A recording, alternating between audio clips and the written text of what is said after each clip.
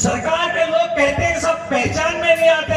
मैं कहता हूँ बजरंग दल को ठेका दे दो, पकड़ पकड़ कर मंडी ठेल लगा देंगे हम, एक ही घुसपैठियों को नहीं मिलेंगे।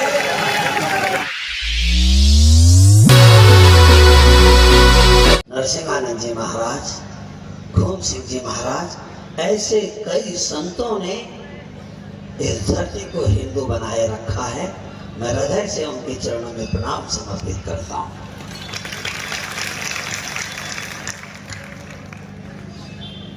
जो सनातन मिट न सका, जो सनातन मिट न सका लंकेश की तलवार से, जो सनातन मिट न सका लंकेश की तलवार से, जो सनातन मिट न सका कंस के प्रहार से, जो सनातन मिट न सका मुगलों की तकरार से, जो सनातन मिट न सका अंग्रेजों के अत्याचार से, वही सनातन जीवित रहेगा संयुक्त हिंदू परिवार से।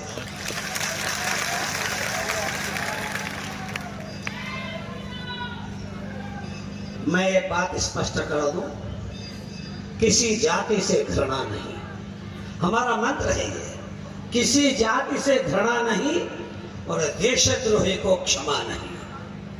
जितने कोई भी जिसने भी इस धरती पर जन्म लिया है, जो इस धरती से प्यार करता है उससे हम प्यार करते हैं, और इस धरती का जो विरोध करता है, संस्कृति का विरोध करता है, उसे हम शत्रु मानकर शत्रु जैसा व्यवहार करते हैं उसके साथ।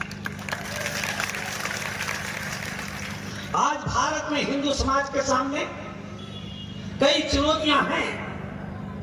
उन सब चुनौतियों को समाप्त कर नए भारत का निर्माण करना, नए भारत का निर्माण करना इस सम्मेलन का उद्देश्य है। सामाजिक महासंघ का उद्देश्य है कि हम नए भारत का निर्माण करना चाहते हैं। इसलिए तीन चुनौतियां सामने हैं। तीन चुनौतियां सामने हैं, विधर्मी, अधर्मी और निधर्मी।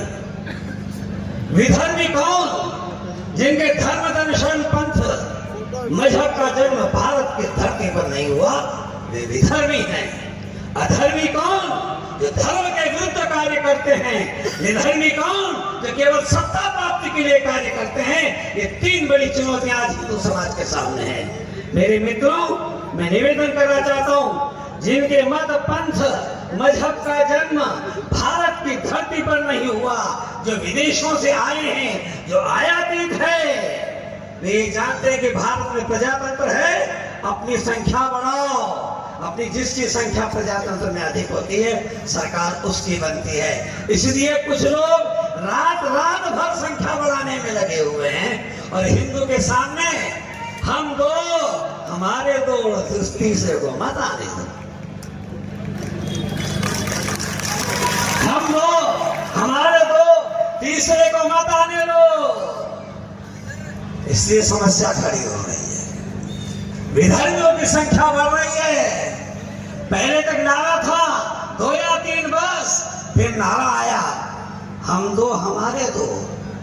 अब नारा आया शेर का बच्चा एक ही अच्छा। अब नया नारा आया, नहीं हो घर में बच्चा, दोनों को लगता अच्छा। मैं एक परिवार में गया, मैंने कहा बेटा शादी हुए कितने साल हो गए? बोले 15 साल हो गए। मैंने पूछा बच्चे बच्चे? बोले अंकल अभी हम ही बच्चे हैं। मेरी जिंदगी भर बच्चे बने रहोगे। मेरे मित्रों, मैं निवेदन करना चाहता हूं, जो सत्ता प्राप्ति के लिए संख्या बढ़ा रहे हैं, उसके लिए जो स्वप्न देख रहे हैं, उनके स्वप्न कभी हम पूर्ण नहीं होने देंगे। इसलिए इस देश के अंदर जनसंख्या जिहाद चल रहा है। अधिक शादियां, अधिक बीवियां, अधिक बच्चे पैदा करो, ताकि हमारी संख्या अधिक होगी तो सत्ता हमारी होगी। इस देश के अंदर घुसपैठिया जिहाद चल रहा है। पाकिस्तान से, बांग्लादेश से, अफगानिस्तान से, म्यांमार से इस देश के अंदर घुसपैठिए चले आ रहे हैं। इनकी संख्या 5 करोड़ है। सरकार के लोग कहते हैं सब पहचान में नहीं आते। मैं कहता हूं बजरंग दल को ठेका दे दो, पकड़ पकड़ कर मंडी ठेल लगा देंगे हम, एक ही घुसपैठियों को नहीं मिलेंगे। धर्मांतरण जिहाद इस देश के अंदर, और ये झाबुआ जिला तो साक्षी है कि यहाँ धर्मांतरण जिहाद हो रहा है, यहाँ धर्म परिवर्तन का कार्य हो रहा है। मैं उन संतों का, इन संतों के चरणों में वंदना समर्पित करता हूँ कि इनके कारण आज यहाँ हिंदुत्व जीवित है।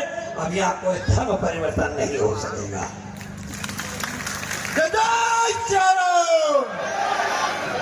आजकल एक जिहाद और है, व्यवसाय जिहाद। नाम हिंदू का, दुकान के नाम हिंदू का, और चलाने वाला गाड़ी वाला। एक बात बता दूं, मैं झाबुआ जिले में बहुत घुमा हूं। झाबुआ जिले के लोग जेब में से डिब्बी निकालते हैं, इसमें डालकर भिंडियों रगड़ते हैं, नो भागते हैं। ऐसी क्या ताली बजा रहे हो यार? ताली में नहीं बजाते जिन्हें गम होता है, ताली वे ही बजाते हैं जिनके हाथों में दम होता है।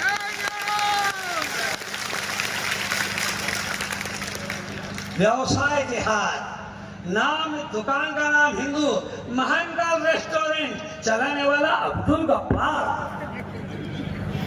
साइंस रेस्टोरेंट चलाने वाला मोहम्मद हुसैन,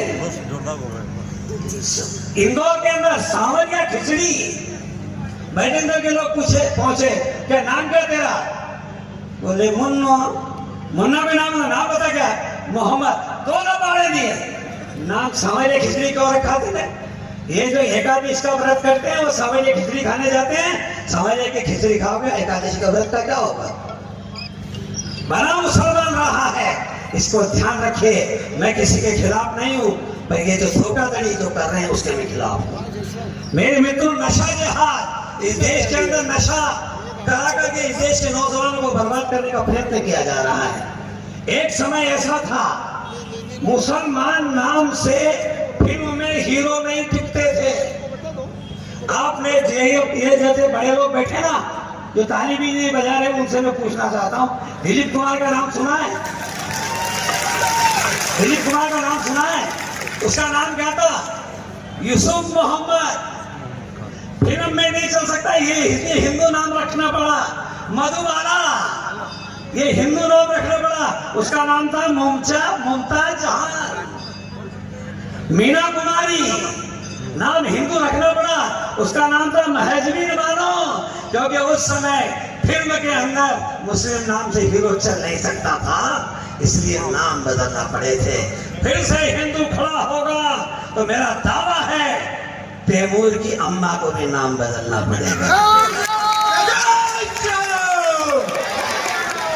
आजकल एक मैंने तैमूर का नाम लिया, तैमूर की अम्मा को जितने नौजवान जानते हैं, जरा एक बार हाथ तो खड़ा करो जरा। अरे नाम थोड़ी पूछा भैया, हाथ खड़ा करने की बात कही है मैंने। हाथ तो मैं इसलिए खड़ा करवाता हूँ, जब मौका आता तब हिंदू हाथ खड़ा नहीं करता है। आज हाथ खड़े करो, अपने हाथ खड़े करो। हाथ एक पत्थर जिहाद। सेना पर पत्थर मारना, पुलिस पर पत्थर मारना, यात्राओं पर पत्थर मारना। उस समय जब जम्मू कश्मीर में पत्थर चल रहे थे, तब मैंने स्टेटमेंट देकर नरेंद्र मोदी जी को कहा था, अरे नरेंद्र मोदी जी, पत्थर का इलाज तुम्हारे पास नहीं है, पत्थर का इलाज मेरे झाबुआ जिले के पास है। उन्होंने पूछा कैसे? मैंने कहा अगर ये पत्थर चलाते हैं, मैं दावे के साथ कहता हूँ, मेरे फील्ड टोकड़ी को बुला लो, जो गोफन से पत्थर चलाएंगे, एक पत्थर पड़ेगा तो पजामा गीला मिलेगा। पत्थर जिहाद का इलाज हमारे पास है। ये पत्थर जिहाद को रोकना पड़ेगा, अभी रुकना शुरू हुआ है। थूक जिहाद। महाराज जी कह रहे थे, जितनी होटलें हैं, बनाने वाला दाढ़ी वाला है। अब वो जो बनाता है तो थूकता है, बनाता है तो थूकता है। थूका हुआ खाने के बाद कितना आनंद आता है। पैसे भी दो और थूका हुआ भी खाओ। वारे हिंदू समाज, कहाँ जा रहे हैं हम? एक ने तो वो करिश्मा किया है, वो मूदता है, पहले वाटर में मूद लेता है, और जो बनाता है उसमें मूद डालता है। तमिलनाडु में कोई ने पूछा मियाँ जी से, तुम सामान पे थूकते क्यों? उन्होंने कहा अगर थूकेंगे नहीं तो वो चीज हलाल नहीं होगी, इसलिए थूकना, थूक कर हलाल करना, ये हलाल जिहाद चल रहा है, इसे रोकना होगा। जिम जिहाद, जिम में जहां लोग व्यायाम करने के लिए जाते हैं, हमारी बहन बेटियां जाती है, ट्रेनर मुसलमान होता है, वो कहता है बहन जी हाथ ऊपर करो, इधर का हाथ ऊपर करो, हाथ सीधा करो, वो जाके हाथ खड़ा करता है। महिला जब कुछ नहीं कहती है तो वो संबंध बढ़ जाता है, फिर लव जिहाद की घटना हो जाती है। माल जिहाद, बड़े बड़े माल शहरों में हैं, वहां पर जो सामान बिक्री करने के लिए सेल्समैन रहती है, वो लड़कियां रहती हैं, उनका सुपरवाइजर मुसलमान रहता है, वो उसे फंसा लेता है। ये एक जिहाद चल रहा है। एक जिहाद का नाम आपने सुना होगा, लव जिहाद। यहाँ जितने लोग बैठे हैं मैं उनसे पूछना चाहता हूँ, एक और एक कितने होते भाई साहब? जोर से बोलो। एक और एक कितने होते हैं? एक में एक जोड़ा तो कितने होते हैं?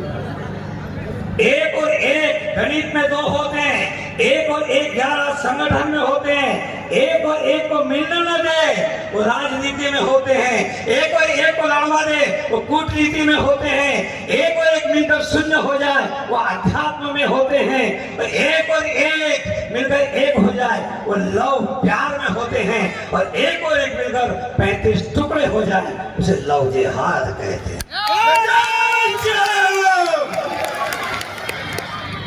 हलाल जिहाद में आजकल हिमालय ड्रग्स, हमदर्द, ये सब हलाल की औषधियां हैं।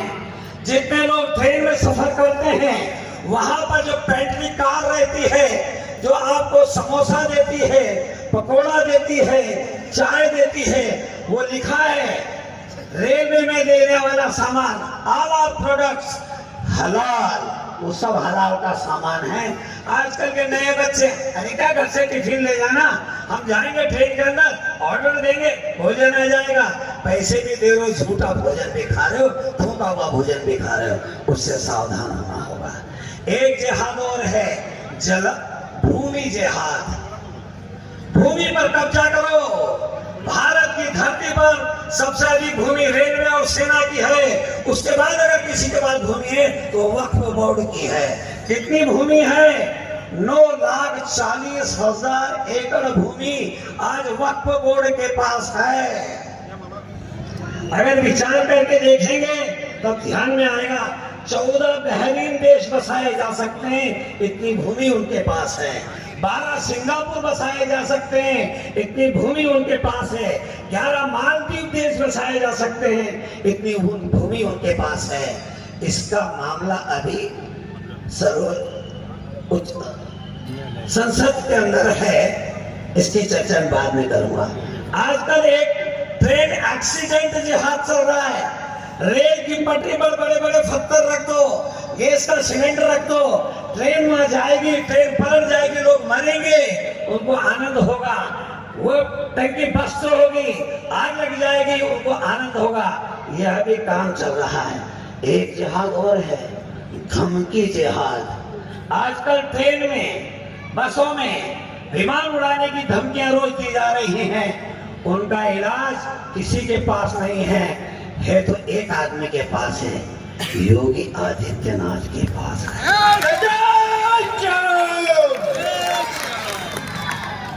महाराज जी, आपकी उपस्थिति में पूछना चाहता हूँ, क्या योगी बनोगे?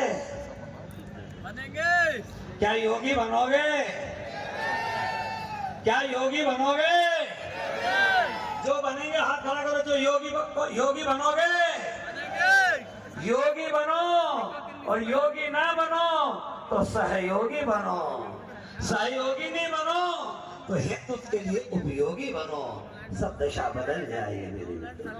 मेरे मित्रों, मैं निवेदन करना चाहता हूं, भारत के अंदर एक दिन में 3335 हिंदू पैदा होते हैं, ईसाई 1222 पैदा होते हैं, और मुसलमान एक दिन में 58,167 पैदा होते हैं। संख्या ऐसे बढ़ रही है, इसका चिंता हमको करना चाहिए।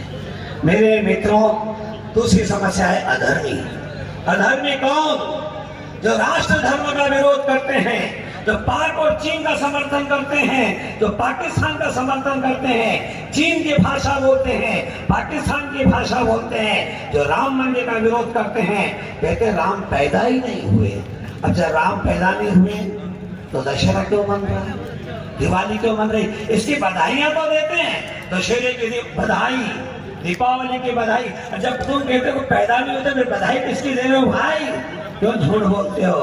जो गोमांस की पार्टियां करते हैं, जो अभिव्यक्ति के नाम पर इस देश के अंदर नाटक करते हैं, भारत तेरे टुकड़े होंगे इंशाअल्लाह इंशाअल्लाह के जो नारे लगाते हैं, सरतन से जुदा तरसन से जुदा इसके जो नारे लगाते हैं, वे सब अधर्मी हैं। जो सावरकर को गद्दार और जिन्ना को देशभक्त कहते हैं, वे अधर्मी हैं।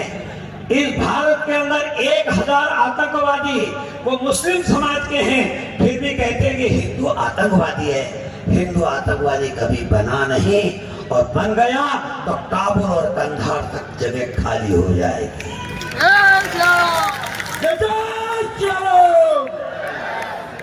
मेरे मित्रों, नर और नारी के बीच में एक सेक्टर होता है, उसको किन्नर बोलते हैं। किन्नर। नर और नारी के बीच में एक लिंग होता है, उसको किन्नर बोलते हैं। ऐसे धर्म और अधर्म के बीच में ये सेकुलर होते हैं, धर्मनिरपेक्ष होते हैं। इस देश का नुकसान अधर्मियों ने नहीं किया, उससे ज्यादा नुकसान इन धर्मनिरपेक्ष सेकुलर लोगों ने किया है। मैं एक कहानी सुनाता हूँ, कहानी मेरी है, समझ में आ जाएगी तो ताली बजाओ। मेरी पत्नी ने कहा आम ले आओ। मैं झोला लेकर गया आम लेने। भाई एक आम बेच रहे थे, मैंने कहा भाई आम कैसे दिए? उन्होंने कहा कि 20 रुपए किलो। मैंने कहा कि 20 रुपए किलो बस? बोला हाँ। तो मैंने कहा 5 किलो आम दे दो। तो मैंने पूछा कि भाई ऐसे आम लेना, कुछ आम ऐसे देने जो आज खा लूं, कुछ आम ऐसे देने जो कल खा लूं, और कुछ आम ऐसे देने जो परसों खा लूं। उन्होंने कहा कि जो पीले हैं वो आज खा लेना, जो आधे पीले हैं वो कल पीले हो जाएंगे, कल खा लेना, और जो हरे हैं वो तीसरे दिन पीले हो जाएंगे, खा लेना। मैं ले आया, पहले दिन आम खा लिए, दूसरे दिन आम खा लिए, तीसरे दिन वो आम हरे के हरे ही रहे, पीले हुए ही नहीं। तो इतने कोई समझ में आई क्या बात? इतने कोई समझ में आई बात? मैंने कहा ये हरे पीले नहीं हो रहे। मेरी पत्नी ने कहा अरे ये जो हरे हैं इनका इलाज एक है, केरी कट्टा लाओ। मैं केरी कट्टा लाया, उन्हें केरी काटो, मैंने सब केरी काट दी, हरी हरी सब केरी काट दी, सुखा दी, मसाला मिलाया, अचार डाल दिया। समस्या का हल ये है, समझ में आ गई तो ताली बजा।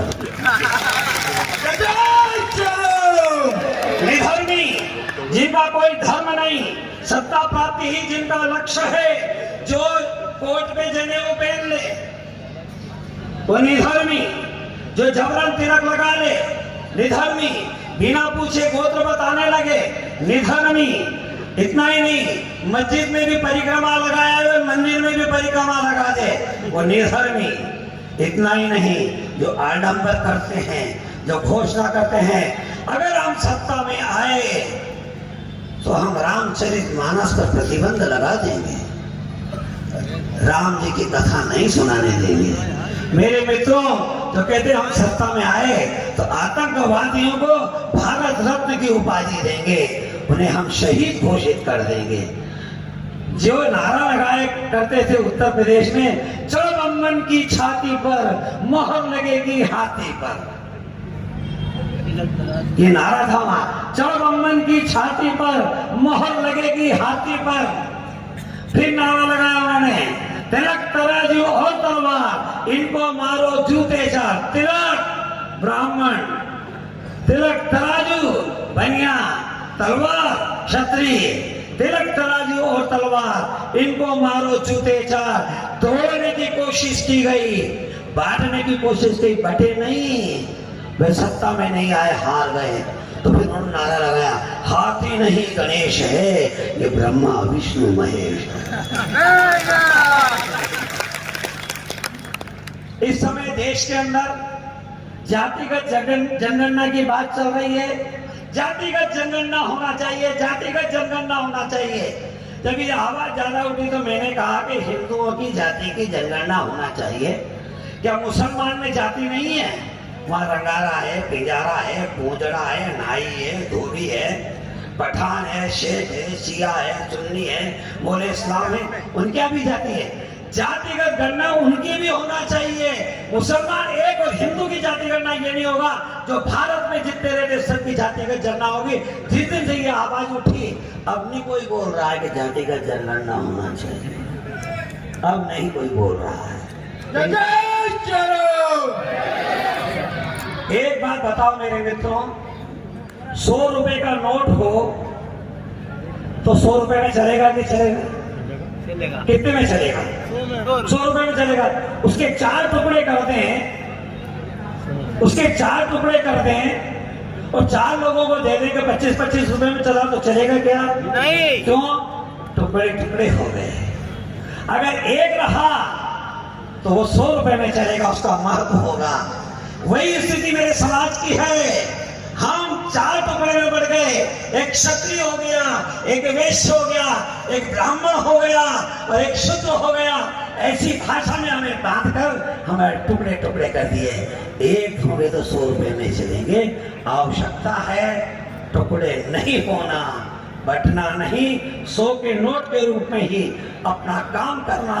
तो एकता के साथ एक सूत्र में बने रहेंगे, कोई हमें बांट नहीं सकेगा। 100 रुपए के महत्व के साथ हम जीवित रहेंगे। इस भाव को धारण करना चाहिए।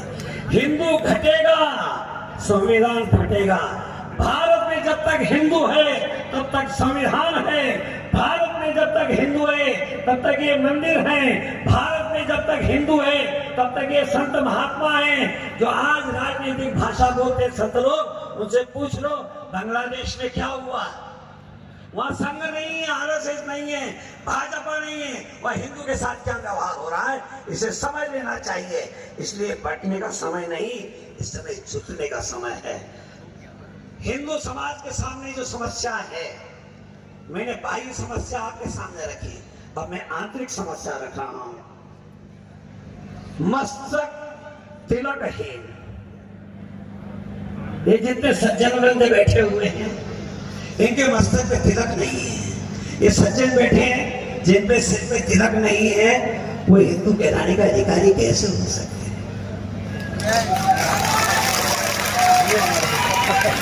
हम अपनी पहचान छिपाना चाहते हैं कि मैं हिंदू हूं, ये बताने लग जाए। मैं धर्मनिरपेक्ष हूं, ये बताना चाहते हैं। और वो मियां जो टोपी लगा के घूमता है ताकि वो बताता कि मैं मुसलमान हूं। वो अपनी पहचान बताते हैं, अपनी पहचान हम छिपाते हैं। इसलिए हिंदू की पहचान तिलक लगाकर सम्मानित कीजिए। जिह्वा मंत्रहीन, जिह्वा मंत्रहीन। हमारा आज का बच्चा रामायण का श्लोक छुपा ही नहीं जानता। भगवान शंकर के वहां जाए तो कौन सा श्लोक कहना चाहिए, हनुमान जी के मंदिर जाए तो कौन सा बोलना चाहिए, उसके पास नहीं है। और इसलिए आज हम आपस में मिलते हैं तो राम राम भी नहीं कहते, जे नहीं मिलता तो जय जिनेंद्र नहीं बोलता है, सिख मिलता तो सत श्री अकाल नहीं बोलता है। मैं तो धर्मनिरपेक्ष हो गया हूं, नाम नहीं लेता। परंतु मैं आपको बताऊं, सैफ अली खान, उससे पूछा कि तुमने अपने बेटे का नाम तैमूर क्यों रखा? तैमूर तो भारत में लुटेरा था। उसने क्या कहा? आपके आदर्श राम हैं, आपके आदर्श कृष्ण हैं, आपके आदर्श महावीर हैं, आपके आदर्श गुरु गोविंद सिंह हैं, आपके आदर्श शिवाजी हैं, आपके आदर्श राणा प्रताप हैं। हमारा आदर्श तैमूर है। वो अपनी पहचान नहीं छिपाते हैं, वो तैमूर को लाना चाहते हैं, हम राम को लाना चाहते हैं।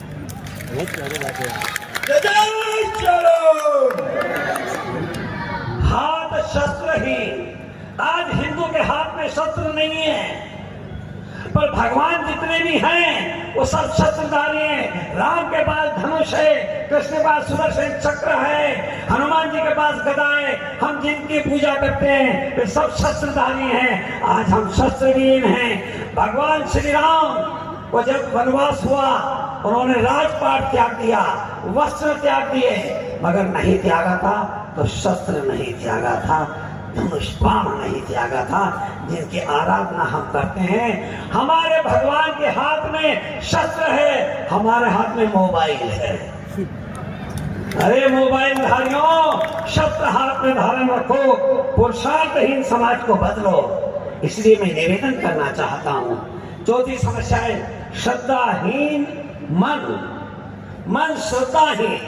आज हमारी श्रद्धा नहीं है, हमारी श्रद्धा भटकती है। न माँ बाप पर श्रद्धा है, न भगवान पर श्रद्धा है, न गाय पर श्रद्धा है, न देवी देवता पर श्रद्धा है, न संतों पर श्रद्धा है।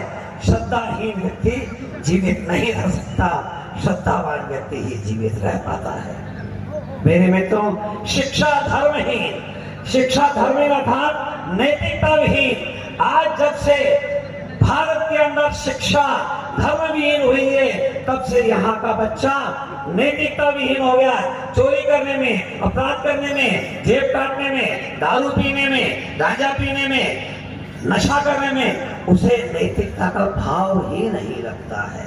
इसलिए शिक्षा नैतिकता विहीन हो गई।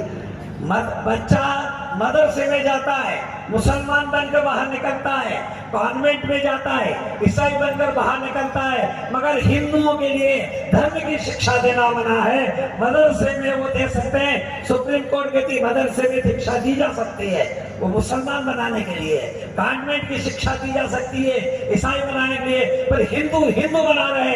इसकी शिक्षा धर्मविहीन शिक्षा के कारण हिंदुत्व का ह्रास हो रहा है। इसे पुनः अपने गुरुकुल के माध्यम से स्थापित करना होगा। तर वस्त्रहीन, जितनी बहनें बैठी हैं जरा बुरा मत मानना। आज अपनी बच्चियां शॉर्ट कपड़े पहन के आती है, बहुत अच्छा लगता है।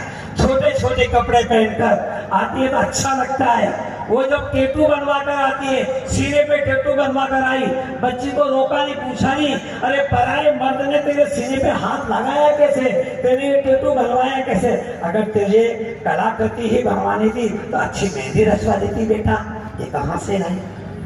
वो जीन्स पहनकर आने लगी, बाल कटवा कर आने लगी, तब हमने चिंता नहीं किया। बाल कट गए, कपड़े छोटे हो गए, दो मोबाइल रख रहे हैं, रात की 2 बजे तक बात कर रही है। मैं एक नौजवान से पूछा कितने बजे सोते हो तुम? रात को 2 बजे। मैंने 2 बजे क्यों सोते हो? बोला अगर प्रधानमंत्री को काम पड़ जाएगा तो आप मदद करोगे? कि मैं जगता हूँ, प्रधानमंत्री को रात की जरूरत नहीं, मैं मदद करूँगा उसकी। इस रात में 2 बजे तक सकता हूँ। ये हमारी दशा हो रही है, इसलिए इसका भी चिंतन आपको करना चाहिए। और इसलिए सातवीं बात है जीवन संगठनहीन। हम संगठन विहीन हो रहे हैं। हम संगठन में जुड़ेंगे, एक ताकत बनेंगे, शक्ति बनेंगे।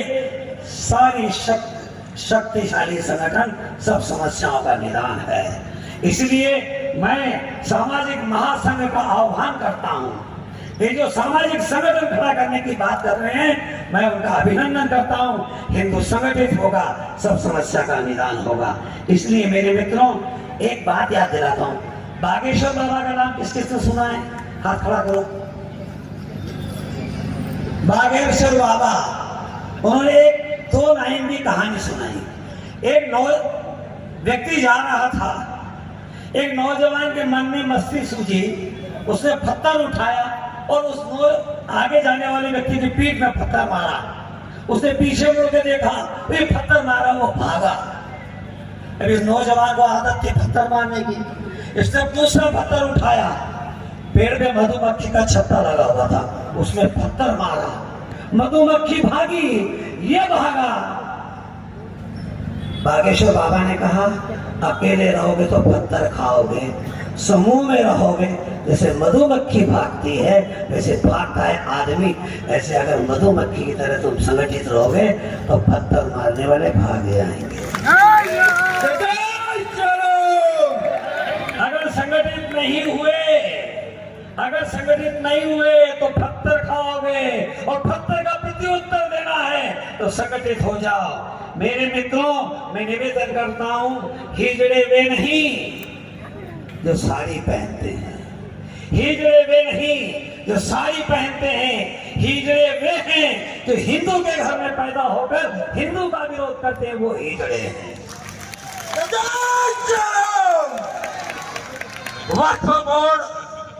वक्फ बोर्ड संशोधन विधेयक संसद में रखा गया, 232 सांसदों ने उसका विरोध किया, 24 सांसद मुस्लिम हैं। समझ में आ सकती बात, पर ये जो 208 कौन है? कौन है ये? जोर से बोलो। हिंदू होकर, हिंदू के घर में जन्म लेकर, हिंदू माँ बाप की संतान होकर रामकृष्ण को मारने वाले हिंदू का विरोध करते हैं, वे हिजड़े हैं। मेरे मित्रों, भगवान श्री राम सीता माता की खोज के लिए वन में घूम रहे थे। जटायु घायल अवस्था में पड़े हुए थे। भगवान राम दौड़कर उनके पास गए। जटायु राज, आपकी ये ऐसी दशा क्यों हुई? जटायु ने कहा, महाराज, मैं रावण से लड़ बैठा। राम जी ने पूछा, रावण तो महाबली था, आप उससे लड़ क्यों बैठे?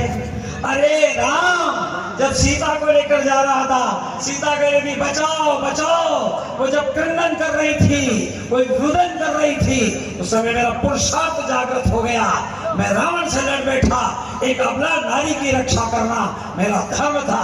मेरे पंख गड़ गए, मुझे चिंता नहीं, मैंने धर्म का पालन किया। अगर धर्म का पालन नहीं किया होता तो मेरा पुरुषार्थ पौरुष कलंकित हो जाता, इसलिए मैंने धर्म का पालन किया है। राम ने उन्हें स्वच्छ किया, उन्हें प्यार दिया और धीरे से कहा, प्रभु अब थोड़ी देर में आपकी मुक्ति हो जाएगी, आप स्वर्ग जाएंगे। मुझे एक वचन दे, मुझे एक वचन दे, स्वर्ग में मेरे पिता राजा दशरथ मिलेंगे, उनको आप ये मत बताना कि आपकी पुत्रवधू सीता का अपहरण हो गया है, ये मत बताना। जटायु राज स्वर्ग पहुंचे, सामने से राजा दशरथ आ रहे थे, जोर से आवाज लगाई, और राजा दशरथ, राम को दिए वचन को मैं भंग करता हूं और आपको सूचना देता हूं, आपकी पुत्रवधू सीता का अपहरण हो गया है। दशरथ को बहुत तकलीफ हुई, बहुत पश्चाताप हुआ। पश्चाताप इसलिए हुआ, उन्होंने कहा, मैं अपने जीवन काल में रावण का वध कर सकता था, मैंने नहीं किया। 4 महाशक्तियां थी जो रावण का वध कर सकती थी, सहस्त्रबाहु, बाली, परशुराम और दशरथ। अगर हमने उसी समय रावण का वध कर दिया होता तो आज सीता का अपहरण नहीं होता। मेरे मित्रों, राजा दशरथ ने धर्म की जय की, राजा दशरथ ने धर्म की जय की, भगवान राम ने अधर्म का नाश किया। मैं निवेदन करना चाहता हूं, धर्म की जय तब होगी जब अधर्म का नाश होगा। इसलिए मैं एक आवाज लगाऊंगा, आज का मंत्र, आप उत्तर देना, अधर्म का नाश। आज का मंत्र, आज का मंत्र, आज का मंत्र, अधर्म का नाश होगा, तभी धर्म की जय हो पाएगी। मेरे मित्रों, भगवान शिव ने त्रिशूल से अधर्म का नाश किया, भगवान राम ने धनुष से अधर्म का नाश किया, भगवान श्री कृष्ण ने सुदर्शन चक्र से अधर्म का नाश किया, हनुमान जी ने गदा से अधर्म का नाश किया, और आज बुलडोजर से भी अधर्म का नाश करना पड़े तो करना।